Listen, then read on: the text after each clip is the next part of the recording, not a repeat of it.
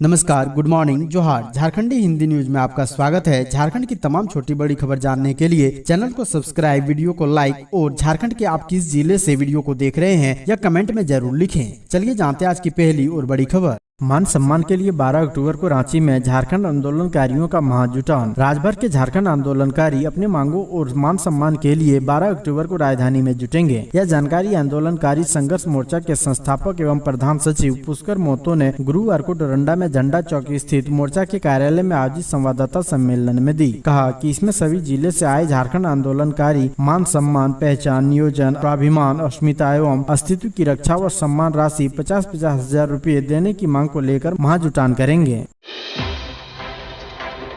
CM Hemant Soren ने छात्रों को दिए सफलता के मंत्र। कहा, जन कल्याण की योजनाओं से मिलेंगे लाभ। रामकृष्ण मिशन विवेकानंद शैक्षणिक एवं शोध संस्थान के मोरहाबादी स्थित कृषि, ग्रामीण एवं आदिवासी विकास संकाय केंद्र का दीक्षांत समारोह बुधवार को रामकृष्ण मिशन आश्रम के सभागृह में आयोजित हुआ। समारोह में कुल 158 विद्यार्थियों को विविध विषयों में उपाधि प्रदान की गयी। समारोह के मुख्य अतिथि मुख्यमंत्री हेमंत सोरेन ने सभी विद्यार्थियों को इस अवसर पर बधाई दी। उन्होंने कहा कि रामकृष्ण मिशन सराहनीय कार्य कर रहा है तथा संस्थान कृषि और ग्रामीण विकास के लिए छात्र छात्राओं का शैक्षणिक तथा चरित्र निर्माण कर रहा है। उन्होंने कहा कि झारखंड राज्य को जड़ से मजबूत करना आवश्यक है ताकि राज्य के विकास हो सके। वहीं झारखंड सरकार की ओर से जन कल्याण के लिए चलाई जा रही गतिविधियों की भी संक्षिप्त चर्चा की। बीजेपी के आरोपों पर जेएमएम का पलटवार। पुख्ता सबूत है तो क्यों नहीं करते पीआईएल। भारतीय जनता पार्टी के राष्ट्रीय प्रवक्ता जाफर इस्लाम ने मंगलवार को रांची में हेमंत सोरेन सरकार पर 77,000 करोड़ रुपए के घोटाला का आरोप लगाया था। झारखंड मुक्ति मोर्चा के नेता ने इस पर पलटवार करते हुए कहा है कि जिन जिन घोटालों का जिक्र जाफर इस्लाम ने किया है वो सब बीजेपी सरकार के कार्यकाल के हैं। सुप्रियो भट्टाचार्य ने कहा कि मनरेगा घोटाला अर्जुन मुंडा के कार्यकाल का है। माइंस घोटाला में अब तो चीजें बहुत जल्द सामने आएगी जो मुख्यमंत्री रघुवर दास के समय का है। कंबल घोटाला, ट्रॉफी घोटाला सब रघुवर दास के समय का है। उन्होंने कहा कि भाजपा के राष्ट्रीय प्रवक्ता ने जिन जिन अधिकारियों का नाम लिया वे सभी पहले अर्जुन मुंडा के समय में फिर रघुवर दास के समय में महत्वपूर्ण पदों पर थे। यह एक तथ्य है। बच्चू यादव का भांजा है करोड़ों का मालिक, लेकिन ईडी की पूछताछ में खुद को बताया गरीब। बच्चू यादव का भांजा गोरा संजय करोड़ों का मालिक है, लेकिन पूछताछ में वह खुद को गरीब बताता रहा। ईडी द्वारा जारी किए गए समन के आलोक में वह 27 सितंबर को पूछताछ के लिए हाजिर हुए। अवैध खनन की जांच के दौरान ईडी को जानकारी मिली थी कि बच्चू यादव ने अपने भांजा के नाम पर संपत्ति में निवेश किया है। इस सूचना के आलोक में ईडी ने बच्चू के दोनों भांजों को बुलाकर पूछताछ की। गोरा संजय पूछताछ के दौरान खुद को गरीब बताता रहा। उनसे बच्चू यादव के साथ किसी तरह का व्यापारिक संबंध होने से भी इनकार किया। हालांकि ईडी ने जांच में पाया है कि गोरा संजय बलराम स्टोन वर्क्स नामक कंपनी का मालिक है। आशु प्रमुख सुदेश महतो का ऐलान। रांची में होगा पार्टी का 3 दिवसीय सम्मेलन। झारखंड में राष्ट्रीय जनतांत्रिक गठबंधन की सहयोगी all Jharkhand student union party अगले साल होने वाले लोकसभा व विधानसभा चुनावों के लिए अपनी रणनीति व पार्टी का एजेंडा तय करने के लिए शुक्रवार से रांची में 3 दिवसीय सम्मेलन आयोजित कर रही है। इस बात की जानकारी पार्टी के एक पदाधिकारी ने दी। पार्टी के एक पदाधिकारी ने कहा कि रांची के मोरहाबादी मैदान में होने वाले इस सम्मेलन में राज्य के युवाओं, महिलाओं और बुजुर्ग लोगों की समस्या, विचारों और सुझावों पर मंथन किया जाएगा।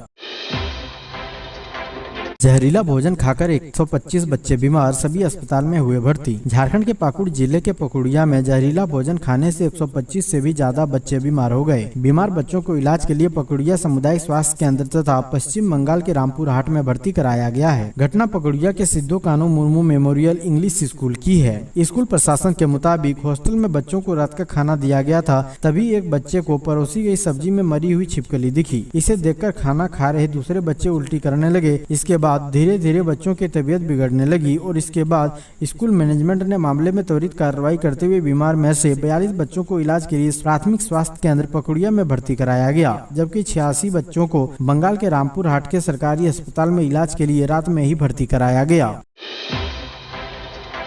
चाईबासा में आईईडी ब्लास्ट में घायल जवान की स्थिति सामान्य। डॉक्टर ने कहा अगले 2 दिन तक निगरानी में रखने की आवश्यकता। पश्चिमी सिंहभूम जिला के चाईबासा में आईईडी ब्लास्ट हुआ जिसमें 1 जवान शहीद हो गए। इस घटना में 3 जवान घायल भी हुए हैं, जिनमें एक की हालत गंभीर है, जिन्हें इलाज के लिए एयरलिफ्ट कर रांची लाया गया। नक्सलियों ने सुरक्षा बलों को निशाना बनाते हुए बारूदी सुरंग बिछाया था, जिसकी चपेट में आने से यह हादसा हुआ है। इस घटना की जानकारी मिलते ही पुलिस और प्रशासन की टीम घायल जवान को तुरंत एयरलिफ्ट कर रांची लाया। रांची जाने के बाद घायल जवान को तुरंत मेडिका अस्पताल में भर्ती कराया गया, जहां पर डॉक्टर गौतम और डॉक्टर रोहित के निगरानी में उनका इलाज चल रहा है। डॉक्टर गौतम ने बताया कि जवान के हाथ में गोली लगी है, जिस वजह से जवान की स्थिति शुरुआत में गंभीर बनी हुई थी। जवान की गंभीर स्थिति को देखते हुए उन्हें आईसीयू में रखा गया है।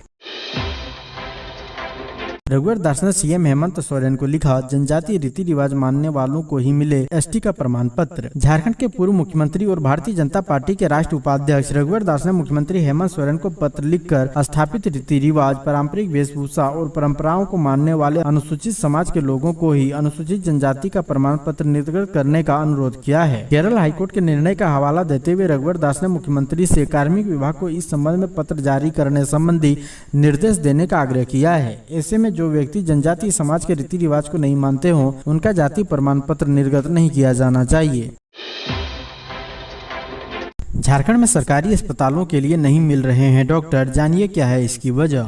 झारखंड में डॉक्टर सरकारी नौकरी के प्रति दिलचस्पी नहीं दिखा रहे हैं। इसका अनुमान इससे लगाया जा रहा है कि जेपीएससी द्वारा बड़े पैमाने पर गैर शैक्षणिक विशेषज्ञ चिकित्सक की नियुक्ति के लिए आयोजित इंटरव्यू में उम्मीदवार शामिल ही नहीं हो रहे हैं। इससे सीटें खाली रह जा रही है। जेपीएससी द्वारा 20 से 24 सितम्बर तक गैर शैक्षणिक विशेषज्ञ चिकित्सक के 771 पदों के लिए इंटरव्यू लिया गया, लेकिन 266 उम्मीदवार ही इंटरव्यू में शामिल हुए। संभावना जताई जा रही है कि इस बार भी पद खाली रह जाएंगे। रांची में नहीं रुक रहा है डेंगू का कहर, लगातार बढ़ रहे मरीज, सबसे खतरनाक स्थिति इस इलाके में। राजधानी में डेंगू के मरीजों की तादाद बढ़ने लगी है। सबसे भयावह स्थिति हिंदी पीढ़ी इलाके की है। हिंदी पीढ़ी से आने वाली डेंगू पीड़ित मरीजों से अंजुमन अस्पताल भरा हुआ है। हालत यह है कि यहाँ मरीजों को बेड नहीं मिल रहा है। ऐसे में उन्हें सदर अस्पताल रेफर किया जा रहा है। अंजुमन अस्पताल प्रबंधन के अनुसार 100 लोगों की जाँच में 55 से 60 की रिपोर्ट पॉजिटिव आ रही है। इलाके के अधिकांश घरों में डेंगू के 1 या 2 मरीज हैं। कई का इलाज घर पर चल रहा है, वहीं समृद्ध लोग निजी अस्पतालों में इलाज करा रहे हैं।